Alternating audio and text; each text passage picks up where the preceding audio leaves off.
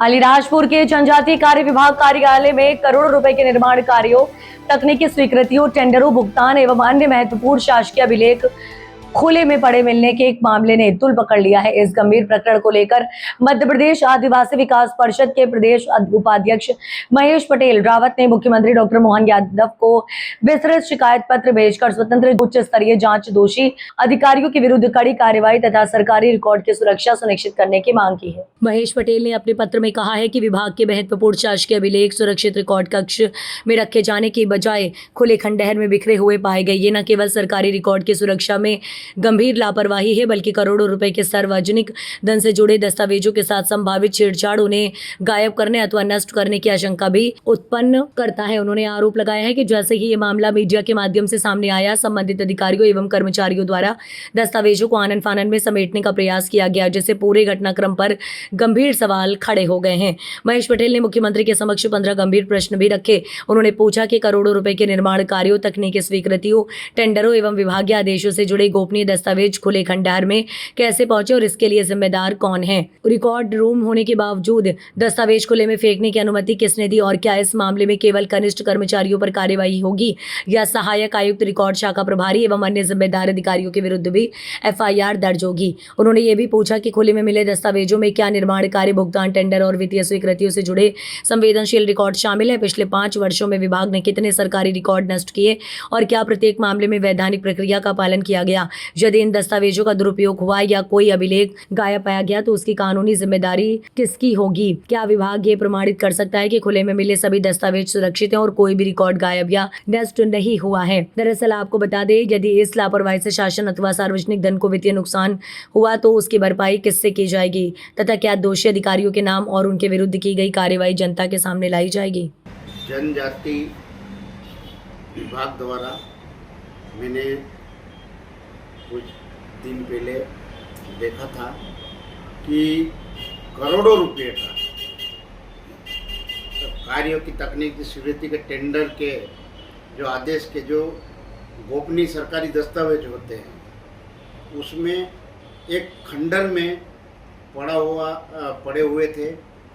कुछ मीडिया साथी उन्होंने जाके पूरा वीडियो भी बनाया, कलेक्टर महोदय को अवगत भी कराया। तो ऐसा लग रहा है कि पूरे जो दस्तावेज थे उसमें कहीं न कहीं हेरा फेरी थी होगी।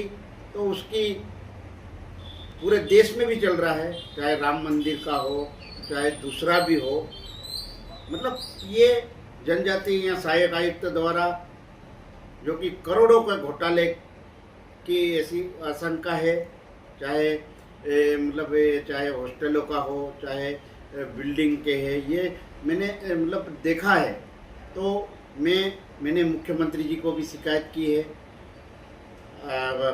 प्रभारी मंत्री को भी शिकायत की है, आदिम जाति कल्याण मंत्री को भी शिकायत की है। तो ये ये देखो कि करोड़ों रुपए का गोपनीय सरकारी दस्तावेज खुले खंडर में पड़े हैं।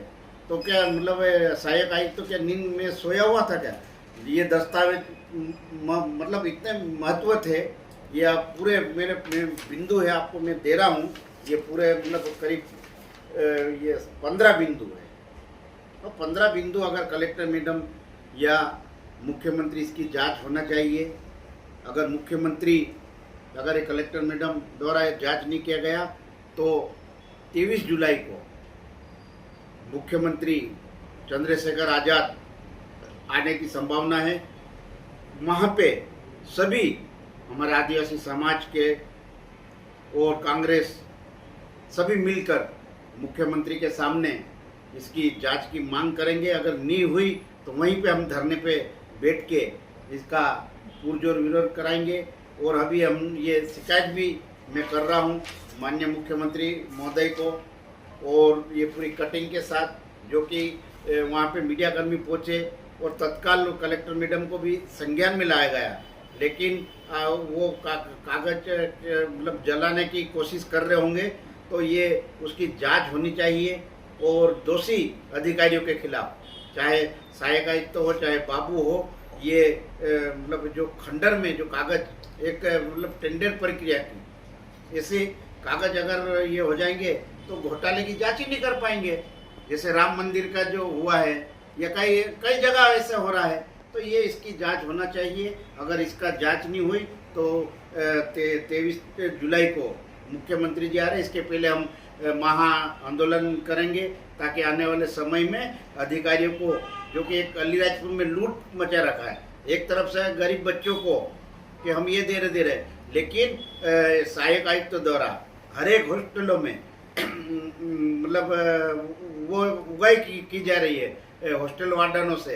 एक तरफ मतलब बदलने की बात हुई थी, 3-3, 4-4, 5-5 साल, 10-10 साल हो गए, उनको नहीं बदले गए और उन्हीं से रिश्वत लेके उच्च अधिकारियों को पहुंचाए जा रहे हैं।